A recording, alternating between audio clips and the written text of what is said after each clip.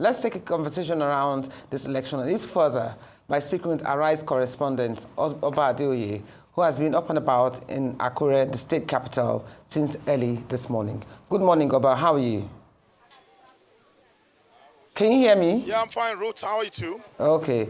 So let me ask. I can hear you clearly. Yes. So I want to ask, how has the voter turnout been so far? Are there any reports of delays in opening polling units or issues with BVAS?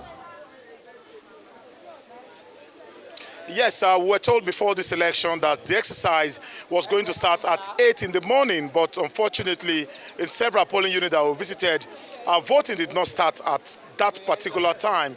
But if you look around me here, we have about 2 polling units in this school within the premises of St. Stephen's Anglican Primary School, Ijomu Akure, here in the state capital. We have 2 polling units here, and the turnout of voters here is relatively encouraging compared to what you have in other polling units around town. It has not really been that massive turnout of voters around town, but here we can see people waiting patiently to take part in the exercise. So we still don't know how this will pan out, if this will continue to the end of the exercise or things will change for the better before the close of exercise.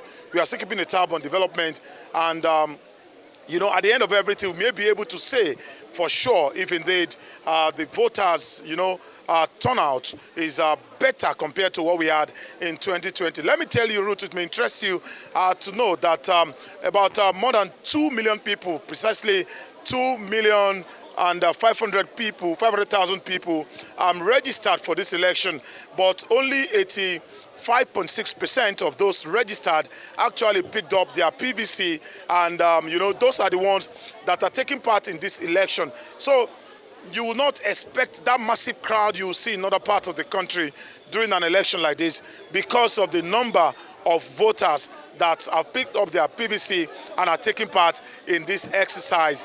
But so far, the exercise has been peaceful around town, with security operatives, comporting themselves in manners that one will expect. There have not been any report of any, violence in those places I have touched. I don't know of other places, but the places I have covered, I've not heard of any report of violence in any of these places that I have touched. Okay, we are still going around town to see how the exercise is taking shape around town. I've seen, independent observers taking a look or monitoring this exercise too, and they have 1 or 2 things to say about the exercise. I know after now you have to speak with one of them, and then you'll be able to hear directly from him what he has been able to observe about this governorship election. Talking about security operatives in town, we have too many of them around Akure, the state capital.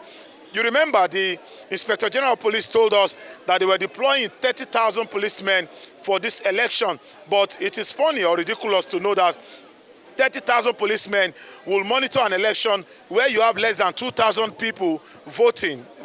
It appears like a waste of resources, because an election is not a war. An election is not crisis. We just monitored what happened in the United States of America in their last election, where everybody just went about their daily activities and they took out time to just go and participate in the exercise. So for me, really, I don't see why we need to now have over security, so to say, in town. Everywhere you go around town, you see military men in their camouflage taking strategic positions around town, stopping vehicles. On our way coming down here, we saw a group of policemen there arresting bike men. They've arrested quite a number of them. I hope we'll be able to get the visuals before the end of this exercise. Ruth. Okay, it's interesting that you mentioned the issue of security, because I was just about to ask you that. What about the election materials? Are they being distributed on time across the state, or have there been any complaints about missing or incomplete materials? There have not been any complaints in that regard. As a matter of fact, you want to commend some of these electoral officials for arriving their point of duty early enough. Like I told you, the voters were reluctant in coming out, but the electoral officials in places that I have seen, they came early enough to set up, their materials waiting for the voters. We have not had any issue of, lateness in election materials getting to the point where they are going to be used. So the exercise is still going on peacefully, and we are still waiting to see if there will be any complaint as regards what you have just raised. Okay. Another question I'd like to ask, are voters facing challenges like long queues or voter intimidation? Have there been any noticeable instances of voter buying or inducement attempts? Vote buying and voters inducement keeps taking different shape and form in every election in Nigeria. So usually you may not get to see them at the polling unit here, but the politicians have always devised means of, reaching out to the voters to induce them. Remember, it was in Ekiti that we had Edibo Esebe. That means come and vote so that you make money to go and prepare a pot of soup. If you remember that particular election, that year, that was novel. That time, they would just go around town and shout Edibo Esebe, and it was like, it was a new thing then. But in other elections, we have also seen different forms of voters inducement. In this election, for an instance, voters inducement, we have always seen it even in the build-up to this election with different kinds of gifts and even monetary inducement to voters during campaigns as late as yesterday. But today, we have not heard of any case of anybody being arrested going around with cash like we had in the last election in this state, where somebody was arrested with large cache of cash. But today, we've not seen any of such. So everything is still going on peacefully. As soon as we have any information as regards that, trust me, I'll get it across to you. Okay, that's good to know. Let me ask you on the international level, what are domestic and international observers reporting about this process so far? Are there any concerns about the transparency or integrity of the process? Yes, there have been mixed concerns from independent observers. I hope you will get time to speak with the president of the Albino Foundation, that's Mr. Jake Epele. He's around there, he's around here, and he will come before the camera any moment from now so that you'll be able to hear directly from them. But other people that I've interacted with, it's a kind of, mixed expressions. Perhaps I should just speak with one of them for 1 or 2 minutes before you speak with Mr. Jake Epele. Can I have you on camera, sir? So can you tell me your name and what you are doing in this election? Okay, my name is Beke Apere. Okay, are you an independent observer? Yes. So what have you observed? Yes, so far so good. The election has been peaceful, and some places we've been to, the turnout is low, but they conducted themselves well, and the election is going peacefully. But like you said, there's a lot of vote buying going behind the cameras, which you cannot see.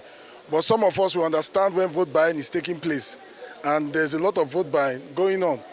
But the thing is that it's only in some, I think we have recorded in, one of our men called us in one area that they caught somebody who was doing vote buying.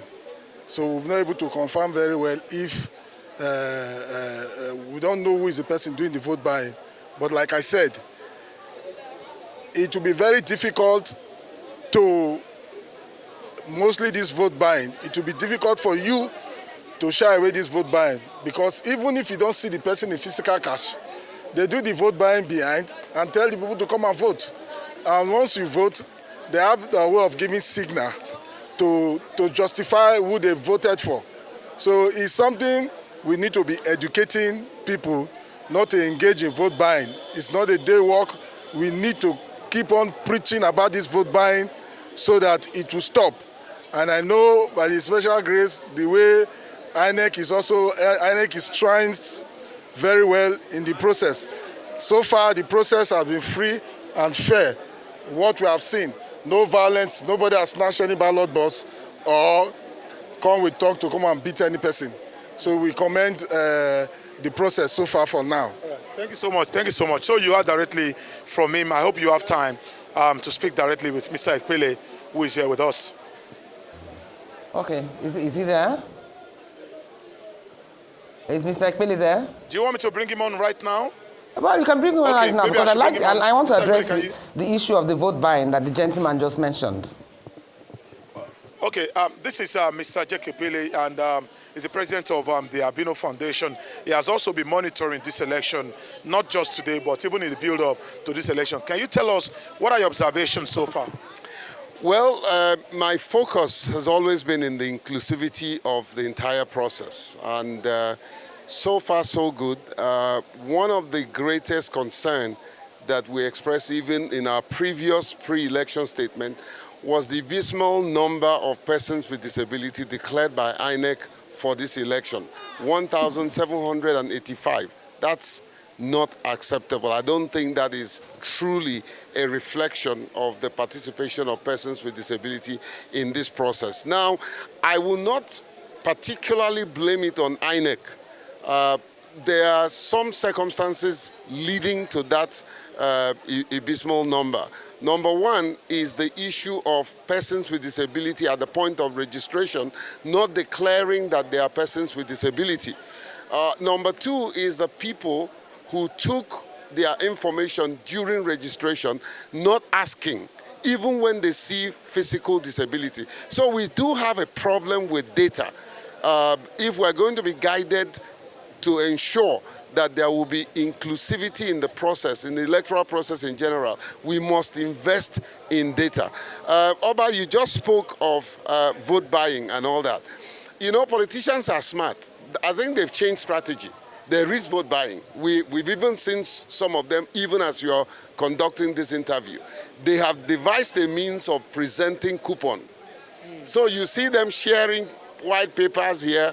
They are actually tracking those that will vote for them, that will bring back that coupon and then get paid for it. This is appalling and not acceptable, in electoral process. If we must have this democracy as we expect, then we must invest on the integrity of the process. Okay. The integrity of the process, yes. Let's talk about provision of amenities for our voters who have disabilities. What have you observed, you know, in terms of this? Now, we've gone around to a number of polling units, quite many of them, and we found out that many polling units don't have the provision. What makes us a bit hopeful and glad is the fact that many of the ad hoc staff that we have interviewed actually confirmed that they are aware of priority voting given to persons with disability. And we have just seen a person with disability who actually received that priority provision, and he voted and left for his home. However, it is completely unacceptable, taking into consideration the level of work we've done, the kind of provision we have and support we have given to INEC, that we are still crying about not having the inclusivity resources in an electoral process like this is something that really beats my imagination. I think we need to also go back to drawing board and invest in data. If we are able to get the accurate data of voters with disability, then we will then advise INEC how to distribute these scarce resources to make sure it gets to the people who needs it. I haven't seen one single magnifying glasses, not one. And that is one thing that I personally advocated for and supported INEC to procure. This is an off-cycle election, but there's no reason why there will be no complete and adequate deployment of magnifying glasses where persons with albinisms are. It's not acceptable, and it's something that we need to continue to engage INEC and to ensure that these provisions are made available for people who needs it. Okay, let's talk about security. You know, you represent people living with disability. What kind of relationship have you observed between security operatives serving in this election and people living with disability? I think it's cordial. I have been accorded, maybe because I have a little influence, but I've been accorded with great respect by the security operatives, you know. But like you rightly said, do we need the number of security personnel that is deployed for elections like this?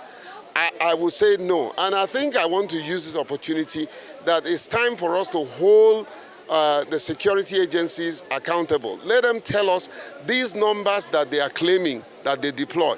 We need evidence to show that indeed they deployed these numbers, because every number they deploy takes toll on the taxpayers' money. They have to be paid. Allowances have to be paid and all that. So we need to know how many indeed were deployed as to verify the claims. In Edo, we have 35,000. In Ondo, we are hearing 30,000. And at the end of the day, and in some police stations, we saw more security personnel than voters themselves.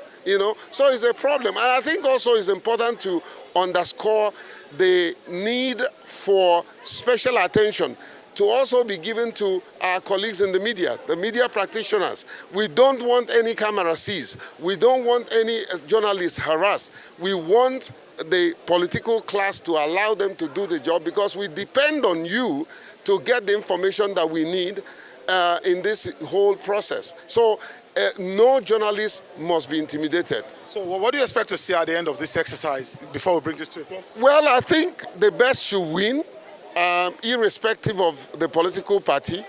I think the onus is on the winner to provide the dividends of democracy, to provide leadership.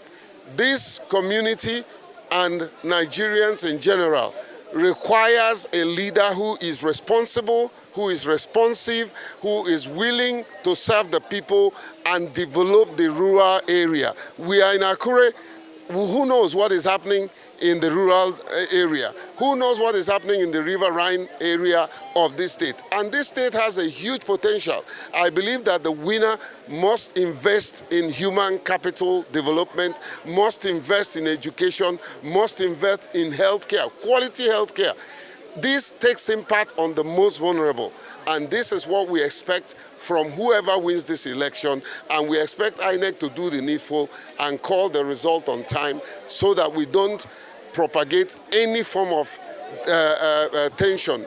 There's been peace. We've seen peaceful atmosphere around this electoral process. And hopefully it's the same thing that we expect in the hinterland. The hinterland is of interest to me. So the issue of vote buying is still there. All right. Thank you so very much, Mr. Jacob Willie. Thank you for your time and your thought. So Ruth, you listened to him, and you heard what he has to say about what they have observed about this election so far. Back to you, Ruth.